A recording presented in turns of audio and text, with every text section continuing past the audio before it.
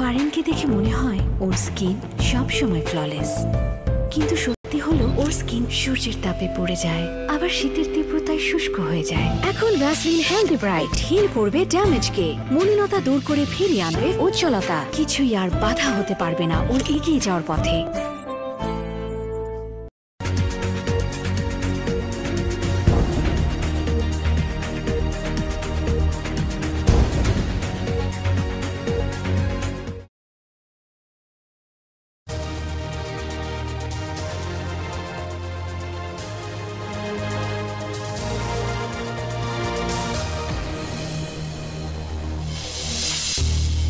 শেখ হাসিনাকে গ্রেপ্তারে ইন্টারপোলের red notice জারির বিষয়ে আইজিপিকে চিঠি। যাত্রাবাড়িতে গণহত্যা মামলায় 4 পুলিশের বিরুদ্ধে গ্রেপ্তারি পরোয়ানা।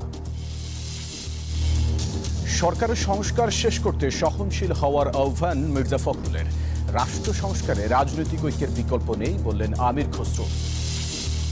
সব প্রকল্প রাজনৈতিক ও সিন্ডিকেট মুক্ত করার সিদ্ধান্ত অন্তর্বর্তী সরকারের। দুর্নীতি রুখতে স্বচ্ছতা ও জবাবদিহিতা নিশ্চিতের নির্দেশ 2 উপদেষ্টা। আজারবাইজানে COP29 সম্মেলনে যোগ দিয়েছেন প্রধান উপদেষ্টা। ভাষণ দেবেন কাল। বিশ্বের কাছে তুলে ধরবেন জলবায়ু পরিবর্তনের প্রভাব। মার্কিন সিনেটর মার্কো রুবিওকে পররাষ্ট্রমন্ত্রী হিসেবে নিয়োগ দিলেন ট্রাম্প। নয়া প্রেসিডেন্টের সঙ্গে কাজ করা নিয়ে অস্বস্তিতে নেই New Delhi.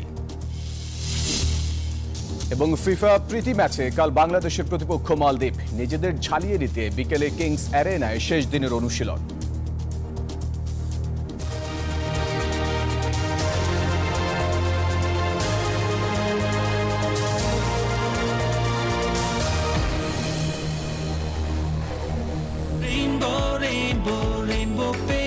Rainbow Paints, the color of joy. দর্শক স্বাগত নিউজ 24 বিকেলের সংবাদে। আপনাদের সাথে আছি আমি ফয়সাল মাহমুদ। দেখছিলেন সংবাদ শিরোনামগুলি। শব্দের আরেক নাম, একদম ইউনিক স্ট্রাকচারাল ডিজাইনের কসমিক ডোর। এর ওয়াল থিকনেস ও রিপ থিকনেস বেশি থাকায় থেকে 50 বছরেরও বেশি। কসমিক ডোর, নিশ্চিন্তে 50 বছর। এবারে পুরো খবর। শেখ হাসিনা সহ আওয়ামী লীগের পলাতক নেতাদের গ্রেপ্তার করতে ইন্টারপোলের রেড নোটিশ জারির বিষয়ে পদক্ষেপ নিতে পুলিশ মহাপরিদর্শককে চিঠি পাঠিয়েছেন চিফ প্রসিকিউটর মোহাম্মদ তাজুল ইসলাম। মঙ্গলবার আন্তর্জাতিক অপরাধ ট্রাইব্যুনালের প্রসিকিউশন সংস্থা থেকে এই তথ্য জানা যায়। ছাত্র জনতার অভ্যুত্থানের মুখে 5 আগস্ট পদত্যাগ করে দেশ ছেড়ে পালায় শেখ হাসিনা। একই সাথে ভিন্ন ভিন্ন সময়ে গা ঢাকা দিয়ে দেশ ছাড়েন অনেক নেতা। এরপরই জুলাই আগস্ট গণহত্যার দায়ে আন্তর্জাতিক অপরাধ ট্রাইব্যুনালে মামলা হতে শুরু হয় শেখ হাসিনা ও আওয়ামী লীগের নেতাকর্মীদের বিরুদ্ধে। বেশ কয়েকবার শেখ হাসিনা সহ বিদেশে দলটির পলাতক নেতাকর্মীদের গ্রেপ্তারে ইন্টারপোলের রেড নোটিশ জারির বিষয়ে আলোচনা হলেও কার্যত কোনো পদক্ষেপ নেয়নি সরকার। এবার সেই পদক্ষেপ আন্তর্জাতিক অপরাধ ট্রাইব্যুনালের। শেখ হাসিনা সহ আওয়ামী লীগের পলাতক নেতাদের গ্রেপ্তার করতে ইন্টারপোলের রেড নোটিশ জারির বিষয়ে পদক্ষেপ নিতে পুলিশ মহাপরিদর্শককে চিঠি পাঠিয়েছেন চিফ প্রসিকিউটর মোহাম্মদ তাজুল ইসলাম। আন্তর্জাতিক অপরাধ ট্রাইব্যুনালে আসা অসংখ্য মামলার ভিত্তিতেই এমন সিদ্ধান্ত। তাকে আন্তর্জাতিক আইন অনুযায়ী ইন্টারপোলের যে ব্যবস্থা আছে, যে সিস্টেম আছে, সেই সিস্টেমের কাছে চিফ প্রসিকিউটরের অফিস থেকে আমরা রিকোয়েস্ট পাঠিয়েছি যে তিনি যেহেতু মানবতা বিরোধী অপরাধ সংগঠনের অভিযোগে অভিযুক্ত, তার বিরুদ্ধে গ্রেপ্তারি পরোয়ানা পেন্ডিং আছে, কিন্তু বাংলাদেশের জুরিসডিকশনের বাইরে তিনি চলে গেছেন। সেই কারণে আন্তর্জাতিক পুলিশিং সংস্থা হিসাবে ইন্টারপোল যাতে তাকে গ্রেপ্তার করার ব্যবস্থা নেয় এবং অন্তত তার ব্যাপারে রেড অ্যালার্ট জারি করে, সেই ব্যাপারে আমরা রিকোয়েস্ট পাঠিয়েছি।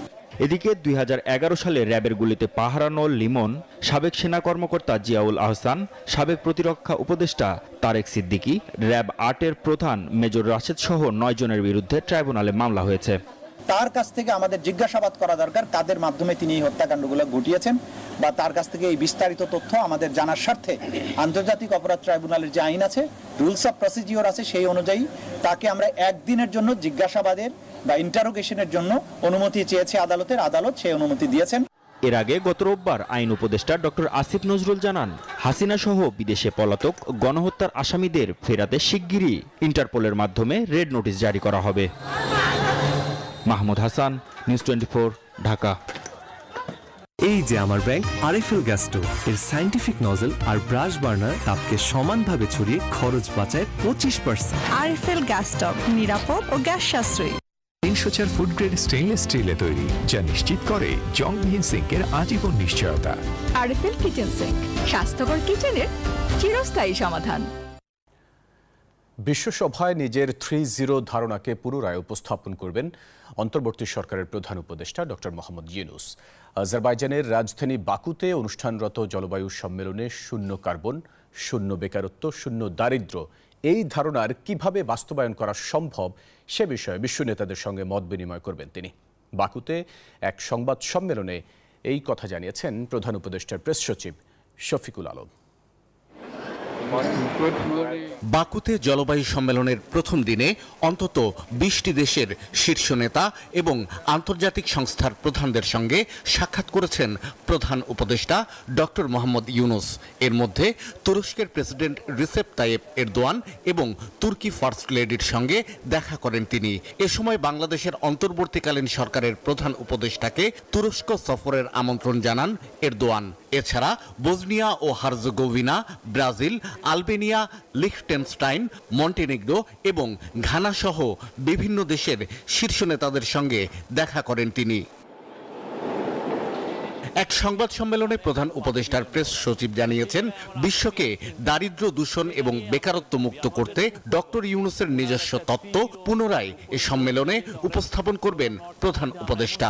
আমরা যে ওয়েস্টটা তৈরি করি বা যেই পরিমাণ কার্বন ফুটপ্রিন্ট আমরা প্রতিনিয়ত তৈরি করছি, সেই জায়গাটা নতুন করে ভাবনার একটা চিন্তা করতে হবে। উনি অলরেডি আপনি জানেন, বিফোর হি টুক ওভার, ওনার একটা 3-0 উপরে উনি একটা বই লিখেছেন, এটা নিয়ে অনেক বলেছেন। আপনি জানেন 3-0 হচ্ছে যে জিরো ওয়েস্ট, মানে zero carbon footprint, zero net well concentration এবং জিরো আনএমপ্লয়মেন্ট। উনি বলেছেন আমরা যদি রিনিউয়েবলে সুইচ করি, আমরা যদি নতুন একটা সাস্টেনেবল লাইফ স্টাইলে যাই এবং আমরা যদি সবাই এন্টারপ্রেনারশিপে জোর দেই, অবশ্যই আমরা নতুন একটা সিভিলাইজেশন করতে পারবো। আজারবাইজানের রাজধানী বাকুতে প্রধান উপদেষ্টার সঙ্গে আরও দেখা করেন আল আজহার বিশ্ববিদ্যালয়ের গ্র্যান্ড ইমাম ডক্টর আহমেদ আল তাইয়েব। 1000 বছরের পুরনো এই বিশ্ববিদ্যালয়টিতে ডক্টর ইউনূসকে বক্তৃতা দেওয়ার আহ্বান জানান গ্র্যান্ড ইমাম। বাংলাদেশের শিক্ষার্থীদের জন্য এই বিশ্ববিদ্যালয়ে বিনা খরচে লেখাপড়া করার সুযোগের ঘোষণা আসবে বলেও জানান তিনি। শাহ আলী জয়, নিউজ 24, ঢাকা। বিজলি কেবলস যে কোনো স্থাপনার বৈদ্যুতিক সংযোগকে রাখে নিরাপদ। এর স্কিন কোটেড ইনসুলেশন সম্পূর্ণ ফায়ার রিটার্ডেন্ট, তাই বিজলি কেবলস নিজেই নিজেকে নেভায়। বিজলি কেবলস, নিরাপদ আজীবন। বরগুনা 1 আসনের সাবেক সংসদ সদস্য ধীরেন্দ্র দেবনাথ শম্ভুকে 6 দিনের রিমান্ড আদেশ দিয়েছেন আদালত। মঙ্গলবার সকালে তাকে ঢাকার সিএমএম আদালতে তোলা হলে 10 দিনের পুলিশি জিজ্ঞাসাবাদের আবেদন করেন তদন্তকারী কর্মকর্তা। বৈষম্য বিরোধী ছাত্র আন্দোলন চলাকালে নিউ মার্কেট থানার ব্যবসায়ী আব্দুল ওয়াদুদ হত্যা মামলায় আসামি করা হয় তাকে। এ সময় রিমান্ড বাতিলপূর্বক জামিন আবেদন করেন তার আইনজীবীরা। উভয় পক্ষের শুনানি শেষে শম্ভুর রিমান্ড দেয়া হয়। একই আদালতে শম্ভুর সঙ্গে তোলা হয় 14 দলের মুখপাত্র আমির হোসেন আমুকেও। একই মামলায় তাকে 6 দিনের রিমান্ড শেষে আদালতে আনা হয়। পরে আসামির জামিন আবেদন করেন তার আইনজীবীরা, কিন্তু আবেদন নাকচ করে আমির হোসেন আমুকে কারাগারে পাঠানোর নির্দেশ দেওয়া হয়। এলো instant milk powder happy cow, যেমন সাশ্রয়ী তেমনি পুষ্টিগুণে ভরপুর। আর এটা নিউজিল্যান্ডের গরুর দুধ। হ্যাপি কাউ, গরুর দুধের স্বাদ সবাই পাক। দর্শক, এর আগে সোমবার রাতে রাজধানীর উত্তরা থেকে আরও 2 সাবেক সংসদ সদস্যকে গ্রেপ্তার করে ঢাকা মহানগর গোয়েন্দা পুলিশ। সিলেট 2 আসনের সাবেক এমপি ইয়াহিয়া চৌধুরীকে গ্রেপ্তার করে র্যাব। যৌথ অভিযানে উত্তরা থেকে তাকে গ্রেপ্তার করা হয়। বৈষম্য বিরোধী ছাত্র আন্দোলনে ছাত্র জনতাকে হত্যা চেষ্টা মামলা রয়েছে তার বিরুদ্ধে। অন্যদিকে রাজধানীর মোহাম্মদপুর থেকে গ্রেপ্তার করা হয় নরসিংদী 3 আসনের সাবেক এমপি সিরাজুল ইসলামকে। আমি এই চেয়ারে বসবো না। বাচ্চু ভাই, এই চেয়ারকে ভয় পেও না। ডেন্টিস্টের পরামর্শে নাও নতুন কোলগেট অ্যাক্টিভ সোল, যা দাঁতের সমস্যা শুরু হওয়া মাত্রই থামিয়ে দেয়। না থাকবে ব্যথা, না থাকবে ভয়। গণ আন্দোলনের মুখে স্বৈরাচার সরকারের পতন হয়েছে, বদলে গেছে দেশের সামগ্রিক প্রেক্ষাপট। কিন্তু কতটা মসৃণ হলো গণতন্ত্রের অভিযাত্রা? দীর্ঘমেয়াদে যদি ভোটাধিকার বঞ্চিত হয় সাধারণ মানুষ, কি হতে পারে এর ফলাফল? রাজনৈতিক নেতারা বলছেন দেশের বৃহত্তর স্বার্থেই দ্রুত নির্বাচন দেওয়া জরুরি, অন্যথায় ধৈর্য হারাবে মানুষ, ব্যাহত হবে ছাত্র জনতার আন্দোলনের সুফল। প্রায় একই মত কোনো কোনো রাজনৈতিক বিশ্লেষকেরও। বিস্তারিত জানাচ্ছেন অন্তরা বিশ্বাস।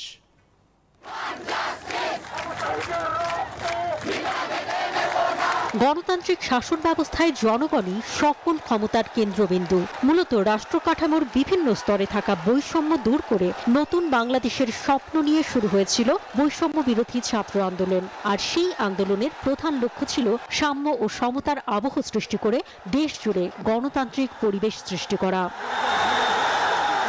রাজনীতিবিদরা বলছেন, যত দ্রুত জনগণ ভোট দেওয়ার সুযোগ পাবে ততই সুগম হবে গণতন্ত্রের পথ। কারণ জনগণের ভোটে নির্বাচিত জনপ্রতিনিধি ছাড়া সম্ভব নয় রাষ্ট্র সংস্কার কিংবা সংবিধান সংশোধন। সংস্কারের তো সব কাজ ইচ্ছা করলে তারা পারবেন না।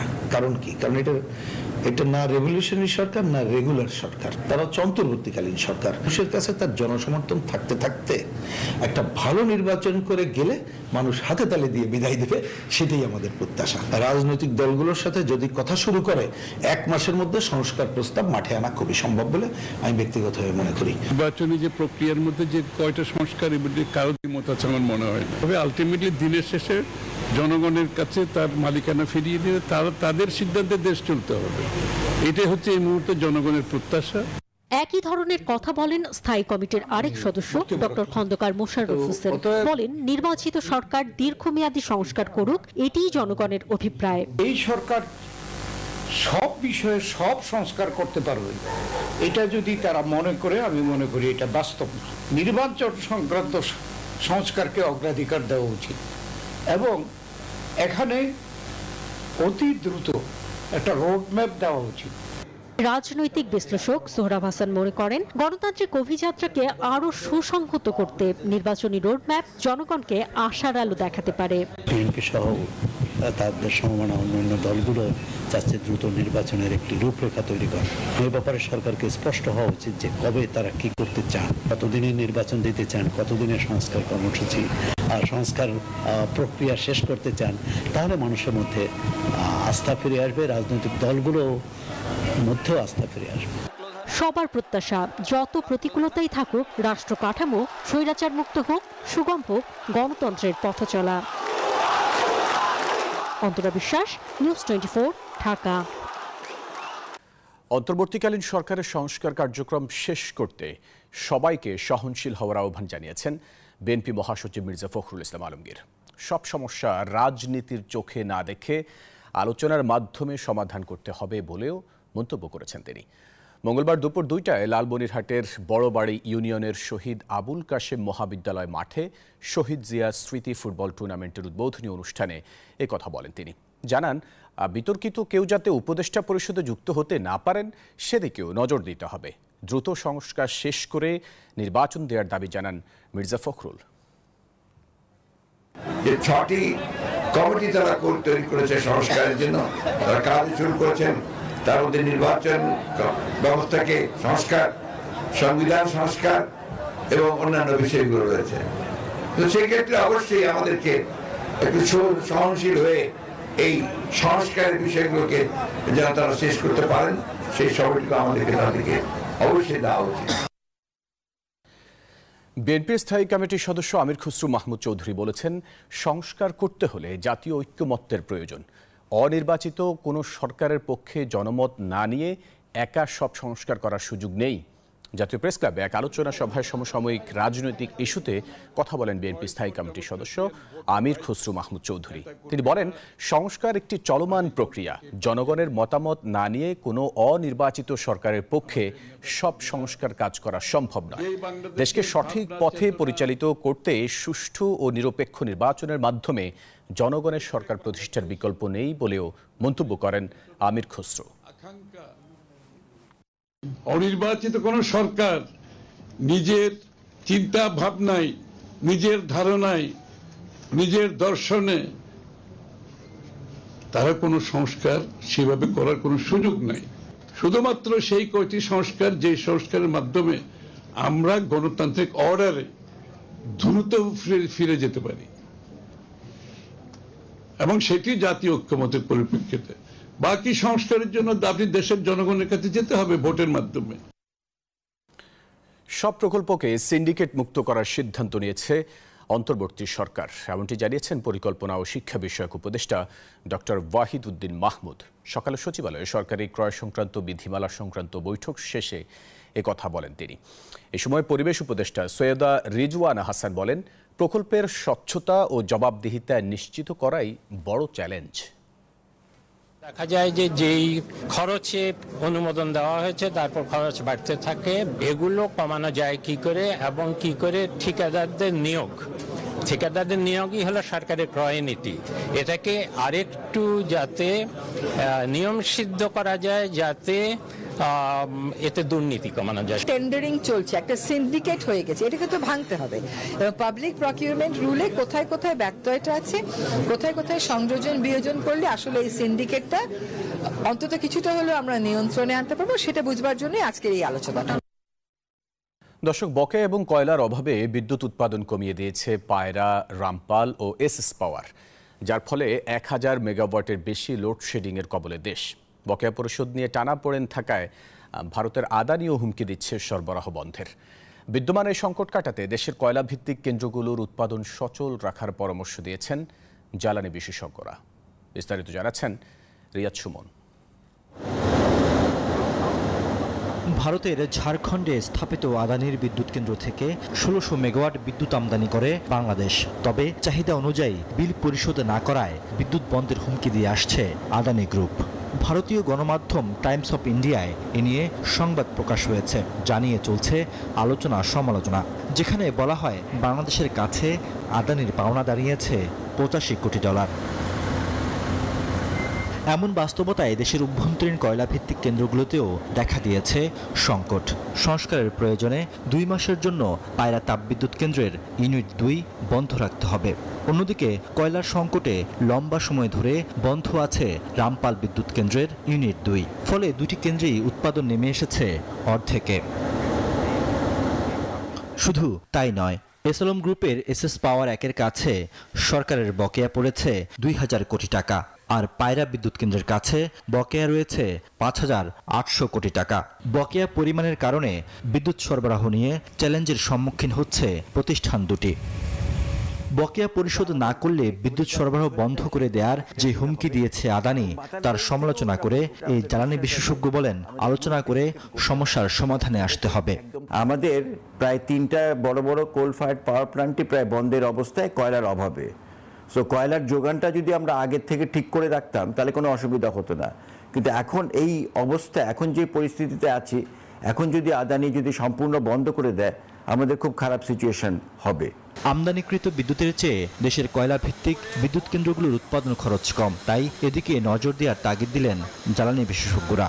আমাদের দেশে যে কয়লা বিদ্যুৎ কেন্দ্রগুলো আছে সেইগুলোকে যদি অ্যাক্টিভেট করা যায়, তার জন্য কেবলমাত্র প্রয়োজন কয়লা, তাহলে সেই কয়লার যে আপনার অর্থের যোগান, সেটা দিয়ে আমরা এই বিদ্যুৎটা চালাতে পারি। আমাদের এত মেগাওয়াট উৎপাদন ক্ষমতা নিয়ে আমরা বসে আছি, কয়লা আনতে পারতেছি না, টাকা নেই। তো ওর টাকা দিয়ে যে বিদ্যুৎ আনতেছি সেই টাকা দিয়ে আমি কয়লায় না আমার বিদ্যুৎ উৎপাদন করব।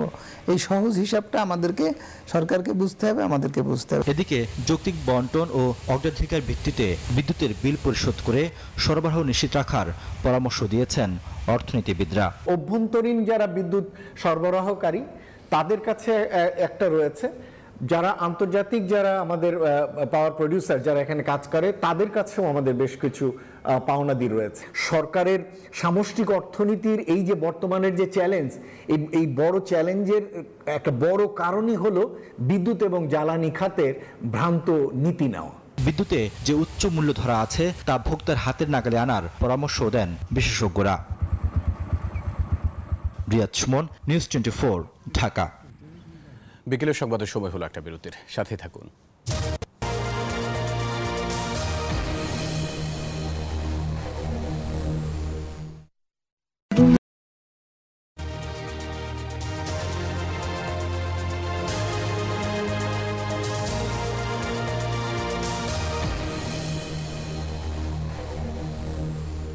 বিরতির পর আবার স্বাগত বিকেলের সংবাদে।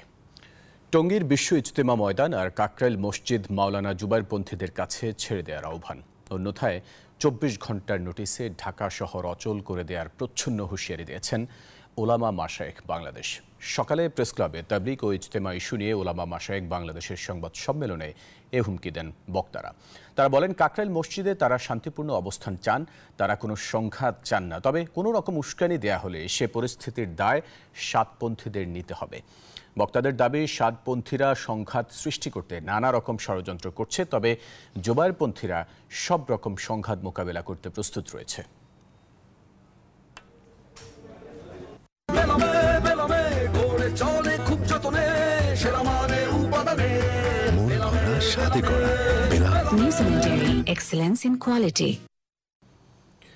জোড়াতালি দিয়ে চলছে রাজশাহী মেডিকেল কলেজ হাসপাতালের ক্যান্সার চিকিৎসা কার্যক্রম।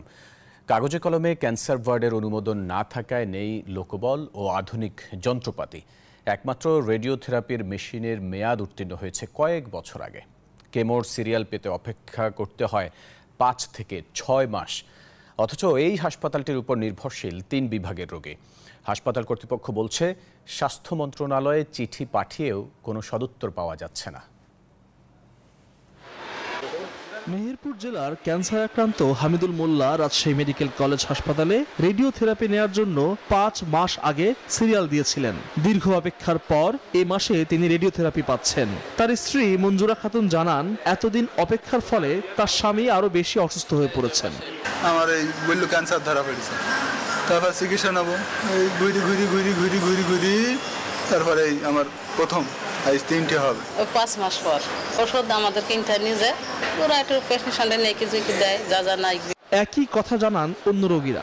একদিকে চিকিৎসার জন্য দীর্ঘ অপেক্ষা করা, অন্যদিকে পাওয়া যায় না ওষুধ সহ অন্যান্য বিনামূল্যে সরকারি সেবা। আমাদের এখন সরকারিভাবে কোনো ওষুধ দেয় নাই, আমাদের কেমো দেওয়ার পর 2 মাস 2.5 মাস লাগছে এই থেরাপি দিতে। থেরাপি 1000 টাকা দেওয়া লাগবে, 8000 টাকা চাইছে। ওষুধ আমি সম্পূর্ণরূপে বাইরে থেকে কিনে দিই, শুধু সিস্টারে এখানে ওয়ার্ডে পুশ করে দেন। বিভাগীয় প্রধান বলছেন, ক্যান্সার ওয়ার্ডের অনুমোদন, আধুনিক যন্ত্রপাতি ও লোকবল না থাকায় চিকিৎসা সেবা কোনো রকমের চালিয়ে নেওয়া হচ্ছে। একটা হচ্ছে রেডিওথেরাপি মেশিন, একটা হচ্ছে ওয়ার্ড চালু এবং একটা হচ্ছে পথ সৃষ্টি। এই কাজগুলো করলে এবং ওষুধ সরবরাহ, এই কাজগুলো যদি করতে পারা যায়, তাহলে আমি মনে করি যে ক্যান্সার রোগীদের সেবার মান আরও উন্নত হবে। আমাদের রোগীদেরকে রাজশাহী বাইরে যেতে হবে না। তবে স্বাস্থ্য মন্ত্রণালয়ে এ বিষয়ে একাধিকবার চিঠি পাঠিয়েও কোনো সদুত্তর পাওয়া যায়নি বলে জানায় হাসপাতাল কর্তৃপক্ষ।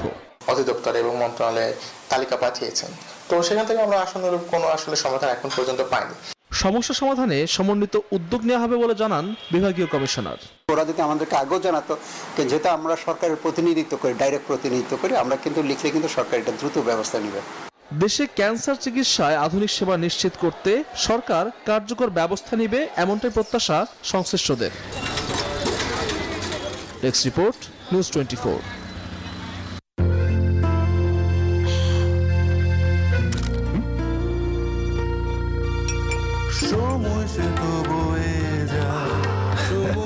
এভাবে সময় পাল্টে যায়, কিন্তু ডিপ্লোমা সে একই স্বাদে, একই মানে যুগ যুগ ধরে রয়ে যায়।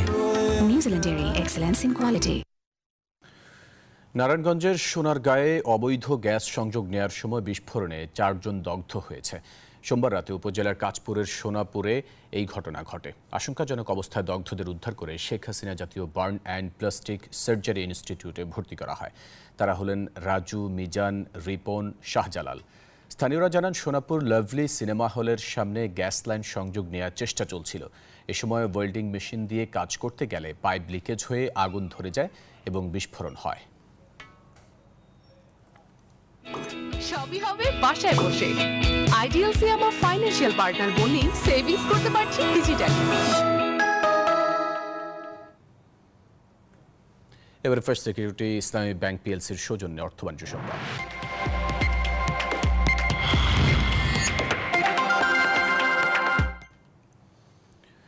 বেক্সিমকো ফার্মাসিউটিক্যালসের রিসিভার নিয়োগের সিদ্ধান্ত স্থগিত করে দিয়েছেন আপিল বিভাগ। তবে বেক্সিমকো গ্রুপের অন্যান্য প্রতিষ্ঠানে রিসিভার নিয়োগের আদেশ বহাল থাকবে। মঙ্গলবার আপিল বিভাগের জ্যেষ্ঠ বিচারপতি মোহাম্মদ আশফাকুল ইসলামের নেতৃত্বাধীন 3 বিচারপতির বেঞ্চ এই আদেশ দেন।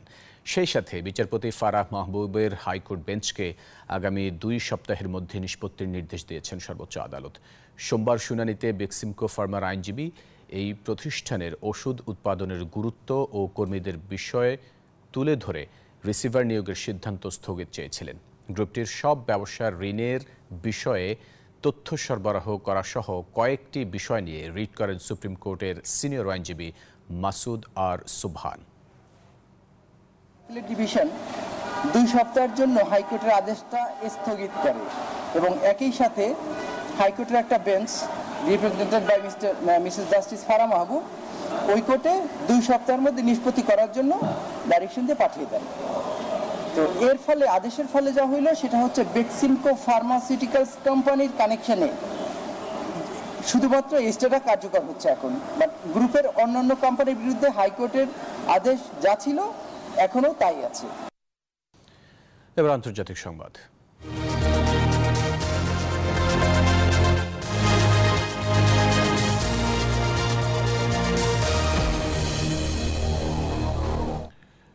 রুশ প্রেসিডেন্ট ভ্লাদিমির পুতিনের সাথে ট্রাম্পের ফোন আলাপের খবরকে মিথ্যাচার বলছে ক্রেমলিন। এর আগে পশ্চিমা গণমাধ্যমে ট্রাম্প পুতিনের ফোন আলাপের খবর ফলাও করে প্রচার করা হয়।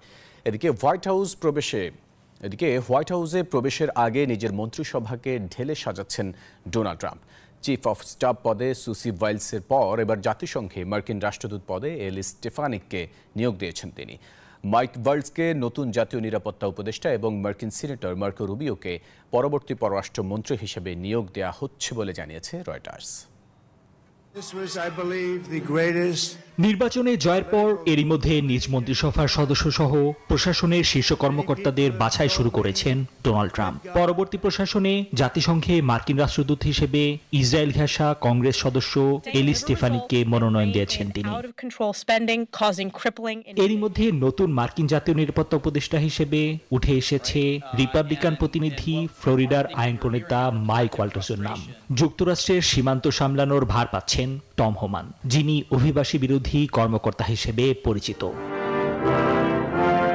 এদিকে প্রেসিডেন্ট নির্বাচনে ডেমোক্রেটদের হারের পর সোমবার আর্লিংটনে এক অনুষ্ঠানে প্রথম একসাথে উপস্থিত হন মার্কিন প্রেসিডেন্ট জো বাইডেন ও ভাইস প্রেসিডেন্ট কমলা হ্যারিস।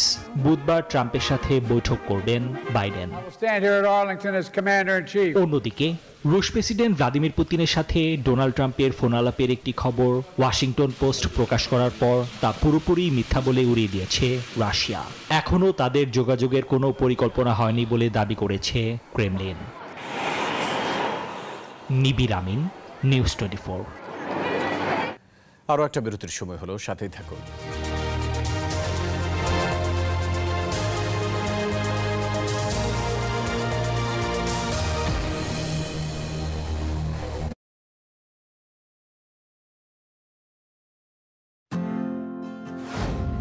রাস্তা পার হতে ট্রাফিক সিগন্যালের প্রতি দৃষ্টি রাখুন।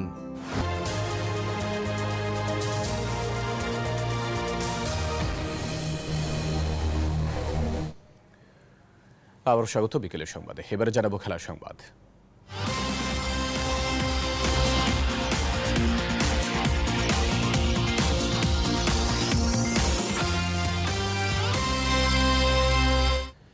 ফিফা প্রীতি ম্যাচে আগামীকাল মালদ্বীপের মুখোমুখি হচ্ছে বাংলাদেশ। ম্যাচের আগে রাজধানীর বসুন্ধরা কিংস অ্যারেনায় শেষ দিনের মতো নিজেদের ঝালিয়ে নেবেন খেলোয়াড়রা। বাংলাদেশের বিপক্ষে দুটি ম্যাচ খেলতে সোমবার ঢাকায় পা রাখে মালদ্বীপ ফুটবল দল।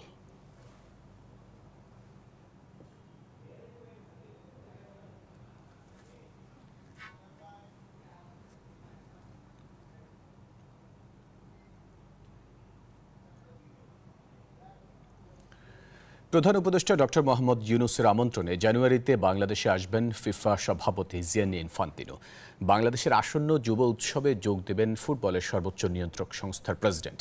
আজারবাইজানের রাজধানী বাকুতে COP29 সম্মেলনের ফাঁকে প্রধান উপদেষ্টার সঙ্গে দেখা করেন ইনফান্তিনো। এরই মধ্যে ডক্টর ইউনুসের দেয়া যুব উৎসবের আমন্ত্রণ গ্রহণ করেছেন ফিফা প্রেসিডেন্ট। সেই সঙ্গে ইনফান্তিনোর সহযোগিতায় বিশ্বের স্বনামধন্য কয়েকটি নারী ফুটবল দলকে বাংলাদেশে নিয়ে আসতে চান প্রধান উপদেষ্টা। এর আগে সাফ জয়ী মেয়েরা ইউনুসের কাছে আবদার করেছিলেন বার্সেলোনা নারী দলের সঙ্গে ম্যাচ খেলার।